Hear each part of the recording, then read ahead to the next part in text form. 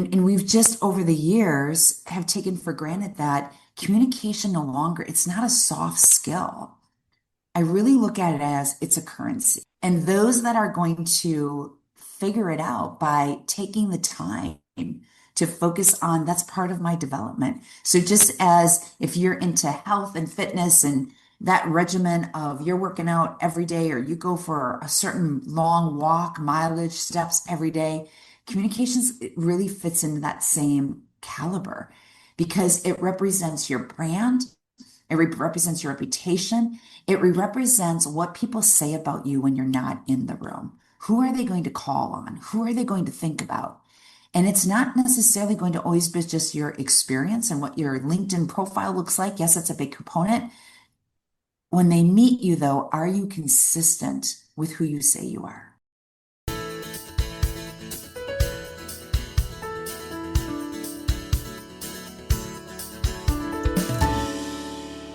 Hello, and welcome to episode 287 of the Quiet and Strong podcast, especially for introverts. I'm your host, David Hall, and the creator of quietandstrong.com. This is a weekly podcast dedicated to understanding the strengths and needs of introverts, along with strategies for success. Introversion is not something to fix, but to be embraced. Normally, we'll air each episode on a Monday. Be sure to subscribe on your favorite platform, leave a review or a rating. That would mean a lot to me and help others find the show.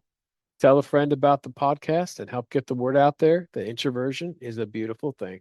Stacey Hanke is a Hall of Fame keynote speaker, executive mentor, and leading expert on influence, executive presence, and leadership communication. For more than 2 decades, she's worked with leaders at nearly 100 Fortune 500 organizations, including American Express, Coca-Cola, Boeing, and FedEx, helping them communicate with greater clarity, confidence, and credibility. Today, Stacey's work focuses on one of the biggest leadership challenges organizations face, maintaining trust and authentic human connection in a workplace increasingly shaped by AI-generated communication. Today's technology widens the credibility gap for leaders. Stacey helps leaders close that gap by aligning communication, executive presence, and personal brand in every interaction, Monday to Monday. Her research backed strategies help executives communicate so that people not only hear their message, but also trust the leader delivering it. All right. Well, welcome back to the Quiet and Strong podcast, Stacey. Stacey, it's good to have you back on today. Well, and thank you. Thanks for inviting me to come back on. Yeah, very excited to hear what's going on with you and the latest. People can go back and listen to episode 205, which is a great one. But for those that haven't, let's just do a little recap. Tell us about yourself and your journey and to what you're doing now. Yeah, it has been a journey, right? So my lane has always been helping leaders, helping executives elevate their executive presence, their connections, their influence. So a lot of it is making sure that their body language, their messaging is consistent. And we talk a lot about Monday to Monday. To give that some reference, I believe that Monday to Monday means it's not about what you do some of the time that's going to determine your connections, your trust and influence with others. It's what you do all the time. That topic, communication being the core to everything that we do, obviously that has evolved, which you and I have been talking about a little bit here, and that is the AI concept. And a lot of our clients are coming to us saying, well, we're using AI obviously for efficiencies, operational excellence. However, our leaders, our executives, when they do show up in person, now we're starting to guess, well, which person is which because they're not sounding like their AI messaging. They're losing some of that human connection, or David, they're just not taking the time and the focus that that part of how we deliver a message is still critical. Yeah, absolutely. And if I had to think back, what really stuck out to me from our podcast together and reading your books, Monday to Monday, and you just mentioned that. Let's dive into that a little bit more. Expand on that. What is that? Yeah, this whole idea of Monday to Monday, maybe where it came from, right? Is I grew up on a farm in central Wisconsin. I grew up on a dairy farm, and my mom and dad, Alan and Jackie, are 86 years old. And literally, David, 17 years ago, they decided to retire from the farm for 6 days. On Oh, the wow. seventh day, they did not rest. On the seventh day, they were back up there. My mom and dad are like, nope, we're not ready yet. So literally, they're still on the farm. Now, the farm looks a little different, but where this whole Monday to Monday concept came from is the spring of every year, I would watch my mom and dad plant the fields. And then throughout the year, Monday to Monday, their consistency with the work, their discipline, their focus, their determination, that Monday to Monday behavior and action always determined our finances when we would harvest in the fall. That's very much of a farming mentality if you do it right. Well, then, David, I get into the corporate world and I realize, wait a second, this is kind of the same. It is the same concept because how we interact with people, which means how we show up, how we stay showed up, the message or impact we leave behind, that determines our level of success, which means our productivity. How do we run our business? No matter what business you are in, it's the people in our circle that determines, and it determines the money in our pocket. And that all happens Monday to Monday. Well, when it comes to connections, it's exactly that. I believe that how you see me here, David, and how your listeners might be hearing me, that's how I am Monday to Monday. Because the minute we start showing up differently, meaning we're more relaxed, meaning we don't care and we're not thinking about our presence or the experience someone has with us. We're not thinking about how do our words land. People will start to guess who's going to show up. And if they start guessing who's going to show up virtually, in person, on a Monday, on a Friday, now you start chiseling away at your credibility, the confidence, the trust that someone has in you. And that's where AI is really coming into light. I did another podcast earlier this week, and we were talking about think of the layers of AI. It's even your communication is critical, what you say to AI, how you communicate those questions, how you give AI that information so that it gives you the answer you need. That's one segment of AI. And then it's the other one that we were starting to tap into. It's if you get messages, email messages from me, David, you see my social media post and they are 100% AI generated. Then when you meet me here in this space, and I don't talk that way, I don't use those words, I'm not that brilliant, you will start to guess which one is she? Yeah, absolutely. And the farming example is such a good one. I didn't grow up on a farm, but I did when my grandfather passed away, we took over his cows and pigs. And so you can't ever let up, No, it's constant. You can't take a break from taking care of the farm or the animals or whatever. And you said your parents were still had a farm? that crazy. So my mom and dad at 86, they're still on the farmland. So my dad still has the land. He has quite a bit of land. He obviously has some help where he rents some of that land off, but some of it David, he's still hopping on a tractor in the spring and the fall. I have no idea how he's doing it. And then he loves to raise other people's cattle during the year. And it's the purpose, right? And as we're talking through this here, if you've ever, not to divert too off topic here, if you've ever learned anything about the blue zone areas throughout the world, and there's a lot of books on it. And for those of you who don't know, blue zones are areas around the world where people live well beyond their hundreds. And when they've done research, whoever they is, have gone in and done research to just immerse themselves in those communities, it's having purpose, meaning they never give up. They're always this level of discipline. There's always this ethical of what do I do next? I got to keep moving. I look at the same concept when it comes to how we interact with people, because I really believe that your level of communication, the effectiveness of it really determines the relationships you have in life, like the people that surround you, right? It determines the level of position you have. It determines truly sometimes the finances, the money in your pocket. It determines do you get the job you really wanted to get? And we've just over the years have taken for granted that communication no longer, it's not a soft skill. I really look at it as it's a currency. And those that are going to figure it out by taking the time to focus on that's part of my development. So just as if you're into health and fitness and that regimen of you're working out every day or you go for a certain long walk, mileage, steps every day, communications it really fits into that same caliber because it represents your brand, represents your reputation, represents what people say about you when you're not in the room. Who are they going to call on? Who are they going to think about? And it's not necessarily going to always be just your experience and what your LinkedIn profile looks like. Yes, that's a big component.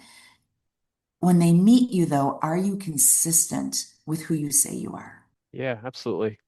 Let's talk a little bit more about communication. And, I want to plug your last couple books because I read them and enjoyed them. Tell us about the message of your books, and it's along these lines. Yeah, thank you. Thank you for taking the time to read those and not only using them for a paper weight. Influence Redefined was the first book, and the title is exactly what it is. Oh man, I've been doing this for 24 years. So that book came out in 2017, Influence Redefined. So it was those many years of research in the business with clients, mentoring executives, where I really redefined influence. And I define it as your body language and your messaging, they have to be consistent, Monday to Monday. I also define it as influence. True influence is you have this ability, David, to move someone to take action long after the conversation has occurred. You and I both know as entrepreneurs, influence doesn't happen overnight. It is a series of interactions that are consistent over time. That's why successful companies are successful because of this brand loyalty, this consistency. Influence Redefined is a very practical, immediate how-to book. It's a playbook of how do you create consistent influence? How do you build trust through your body language, your messaging? Influence Elevated came out a little over a year and a half ago, and it's exactly that. I decided to write the follow-up book. It's a continuation of Influence Redefined with the pandemic that happened, communication changed, hybrid, AI, it was before that, so there's not that component in it, but it really is another practical book that gives you how-tos of how do you elevate? How do you elevate how you come across?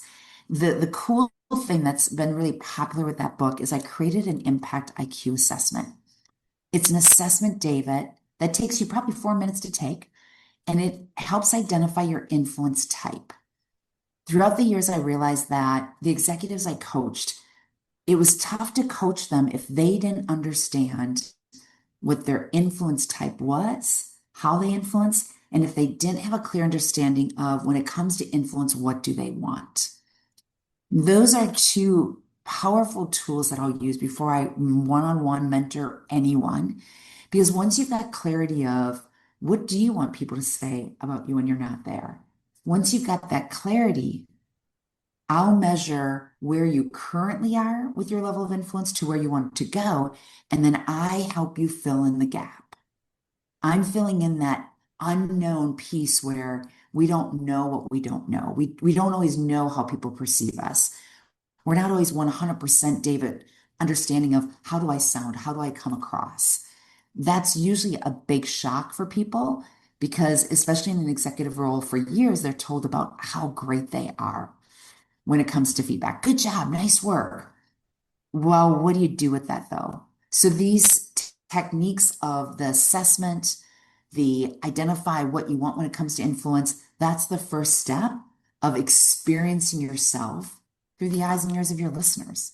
Yeah. So let's talk about that a little bit more. How do we elevate our influence? Oh my goodness, how much time do you have?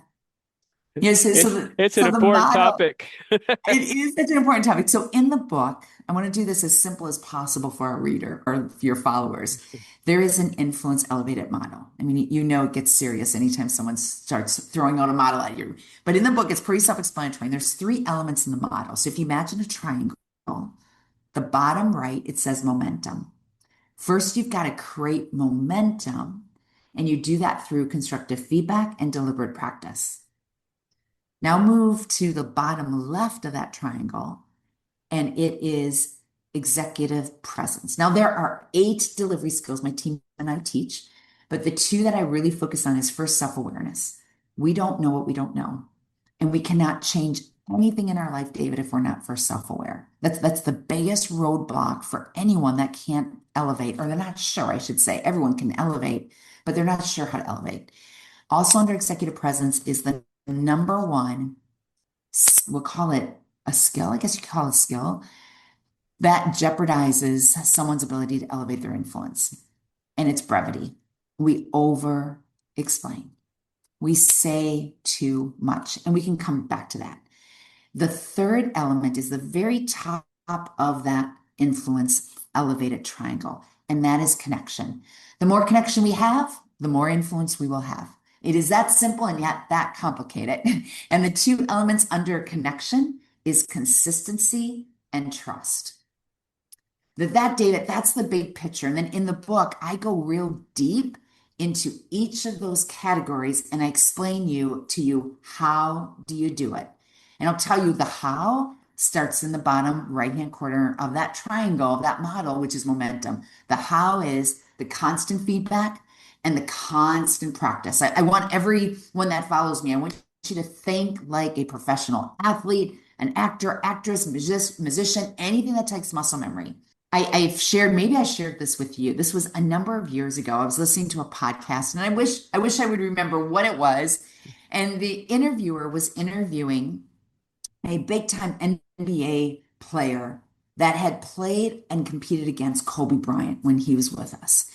And it was the morning of a game. They were going to compete against each other, play against each other, and it's 6 a.m. The individual that they were interviewing walks into the gym and Kobe Bryant is there. He's practicing. Kobe Bryant had been in that gym for 2 hours. This individual, he starts practicing 2 hours later. It's now 8 a.m. He leaves the gym, but Kobe Bryant is still practicing since 4 a.m. Later that day, when they reconvened, this individual asked Kobe Bryant, dude, I got in the room or got in that court and you were there at 4 a.m. I left at 8. You were still practicing. And Kobe Bryant's response was, when I saw you come into that gym, I thought to myself, no one is ever going to outpractice me. And in this material that I teach, David, because it is muscle memory, people always ask me, well, but I'm an introvert, or wait, I'm an extrovert, or, I don't learn that way. I say to them, out of everyone that I've had the blessing to coach and mentor or speak to, it's never been someone that's smarter, someone of a certain generation. It is the individual who is willing to roll up their sleeves and realize that what doesn't challenge them will never change them. They understand that nothing good happens fast. And they also understand that this idea of elevating your influence, it's not a destination. It's never done, David. It's this journey where you just continue to elevate through the practice, the feedback along the way. Yeah. So now that you've written these books and, the world's always changing. Yeah, I wrote a book on time management and I might do a second edition just to include AI, because AI wasn't a thing when I wrote the book. Yes, So if you were to write another book or do a second edition, what would you include about AI now? I don't know yet. And David, I'm going to sit and just observe for a while. Yeah. And that's really what I did during the whole COVID pandemic era. People kept asking me, "Are you going to write a book? Are you going to write a book?" And I'm like, "Not yet." And I'm glad I waited because initially when COVID hit, I immediately thought, "Oh, I got to write about COVID." I'm so glad I didn't. Influence Elevated doesn't have those words in it because I'm like, this too will pass. Now, I'm not saying AI will pass, but with something like that pandemic, I'm like, God, this will pass. But I need to wait to get on the other side. In that case, I wanted to get on the other side of that. And that's why I literally waited until we're 26 right now. I started writing it in late 24. It was a fast turnaround. But Yeah. I knew I had to see things out. With AI, who knows, right? I mean, the fact that it changes so fast. I also write my books based off of what I hear my clients say. I really use them as my research. I want to just see what they are struggling with. And then I'll have it in my instinct. I'll know when it's time to write the next one. And at that point, there might be also something new in addition to AI, David, that we need to really dive into. The piece that I feel very fortunate of the subject that I've chosen to be my unique ability for this long Communication is the core to everything that we do. And unless I'm wrong, I don't know how anything would ever replace human connection. I heard a podcast this morning and they were talking about the trends with Alpha generation, the new trends. Maybe you're familiar with this, of things like there's a Pomona College that I speak to every year. And I was talking to the professor last month about this. And there's a name for this type of club. I forgot the name. He said, "Have you heard about this?" And I'm like, "No." He goes, "Well, keep in mind, I work with 18 to 22-year-olds. For an hour, they meet in this club and no technical gadgets are allowed.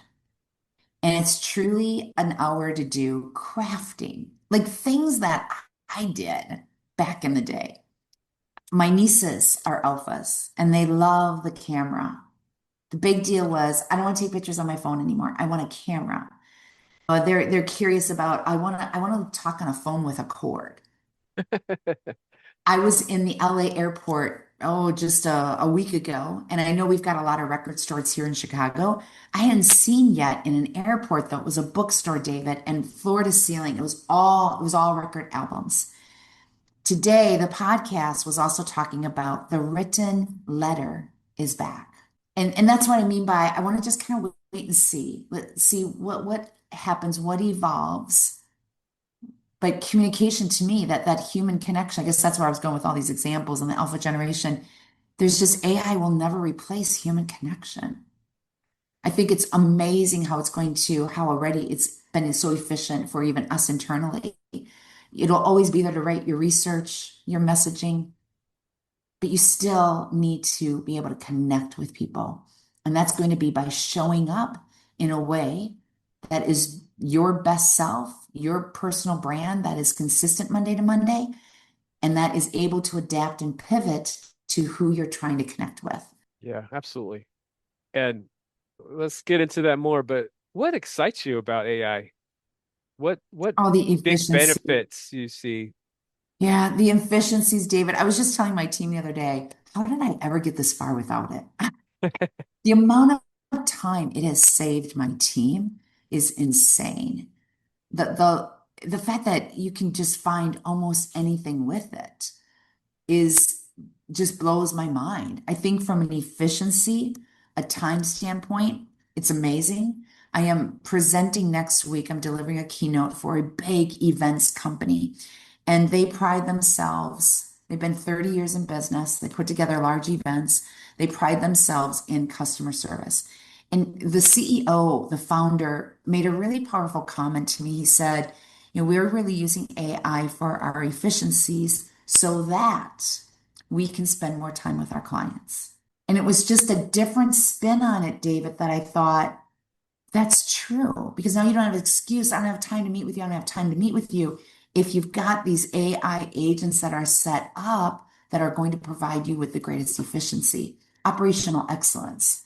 Yeah, I think that ties so powerfully into what you're saying because there's plenty of things that we do that AI can do that would, if AI does these things, it frees us up to have those human connections. It Yeah, takes away a lot of the work that we don't necessarily need to do, and that can really free us up for better and more human communication and connection. right. Which is why it's so important to never stop. Don't take your foot off the gas pedal for focusing on how you show up, how people experience you. Yeah. So let's talk about, I know you talk about this, the leader that's using AI, and then when they show up, it seems like it's not the same person that wrote the message. Yes. My goodness, David, I've had numerous clients say to me, they're not that brilliant. They would never say that. It's just Right. so awkward, right? Yeah. And I'd be the first to admit, I think there's three steps. The first step is one we've already talked about as you're using AI, is just identify what you want your personal brand to be.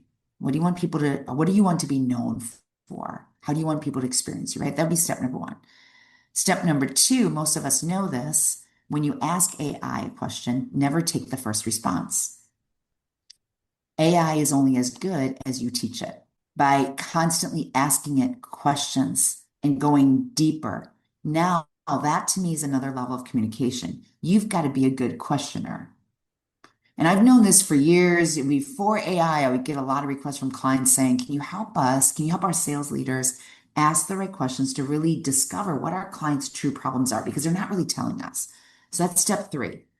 Step four is then you get the message. And even at the very last, I'm going back and forth with AI last night. And the very last thing that I feel like I will ask after I feel like AI is giving me everything I think I need, I'll ask, are you telling me the truth?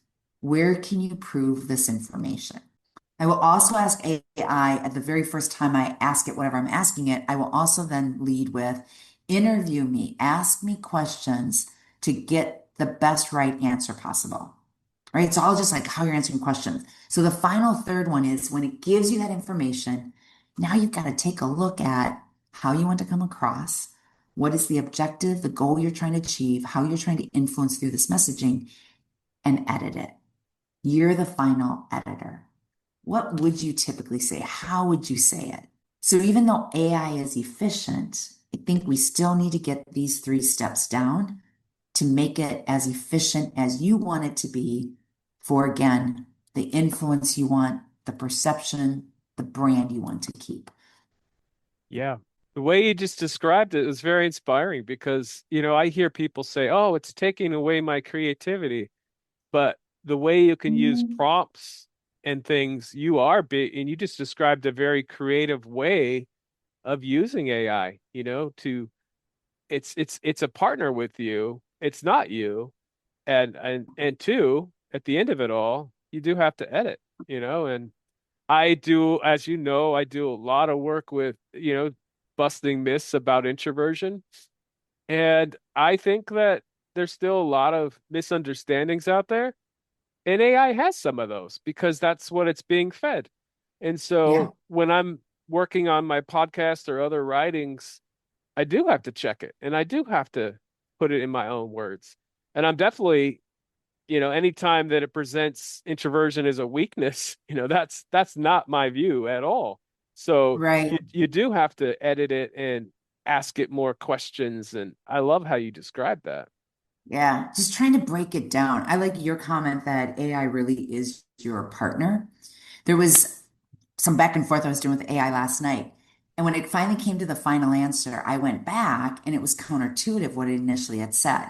So I had said to AI, well, when you first said, you said this, but now you're telling me this, which answer is right? And it came back and it said, oh, you are right. I am so sorry for that.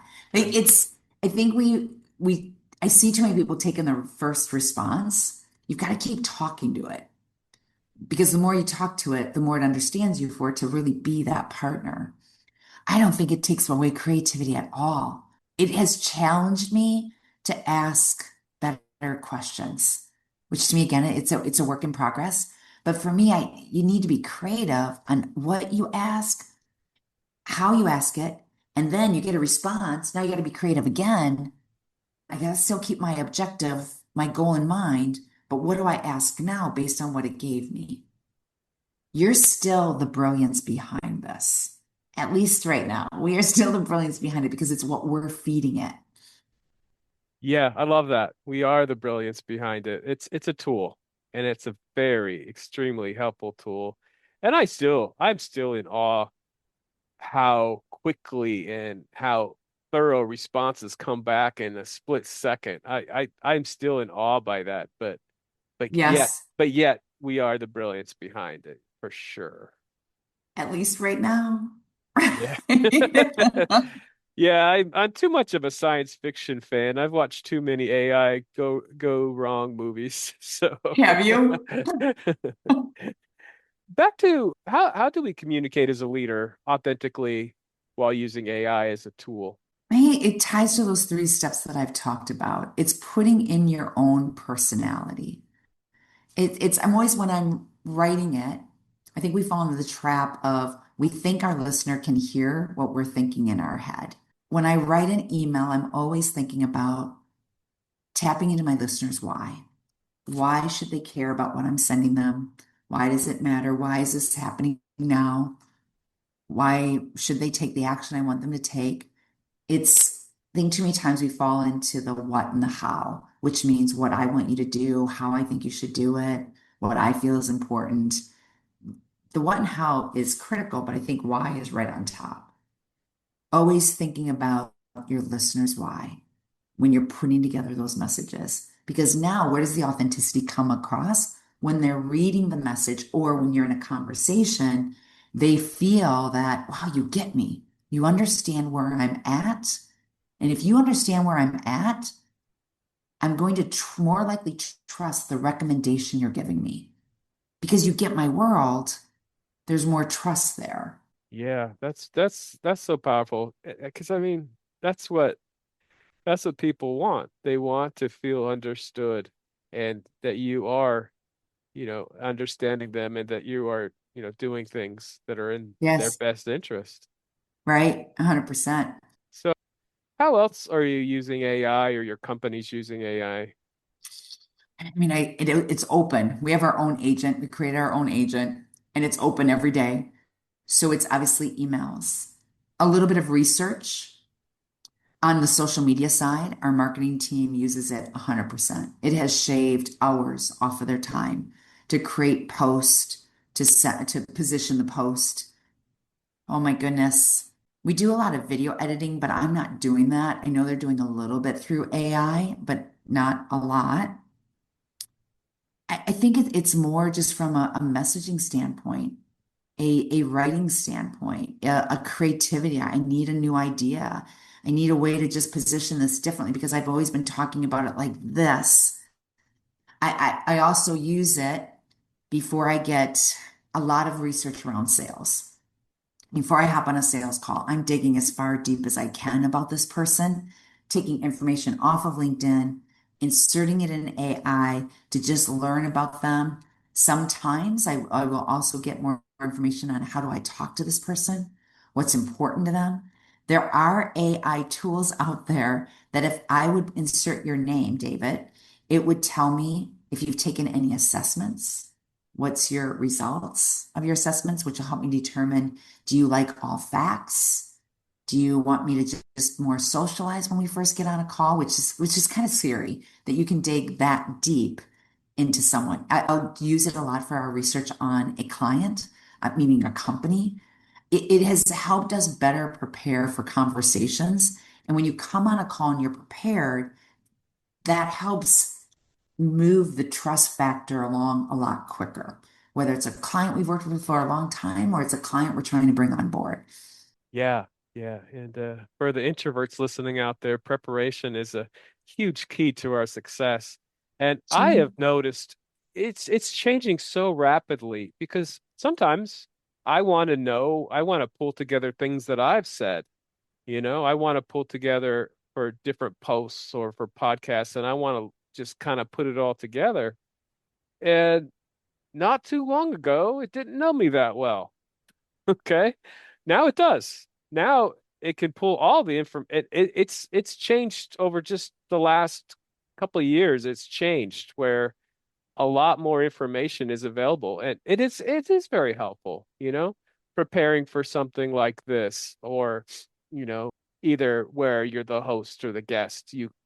Preparation is so helpful or for a sales call or for lots of things. But the information is definitely it's improved where it's more readily accessible about different people and that kind Right. of thing. Yeah. Yeah. It is. It's pretty crazy Yeah, how so for good or for fast bad. it is changing for good or for bad. Right. Right. But it's good. Stacey, it's so good to have you back on again. This has been a wonderful conversation. Is there anything else you want to add today? I think we just need to go back to the basics.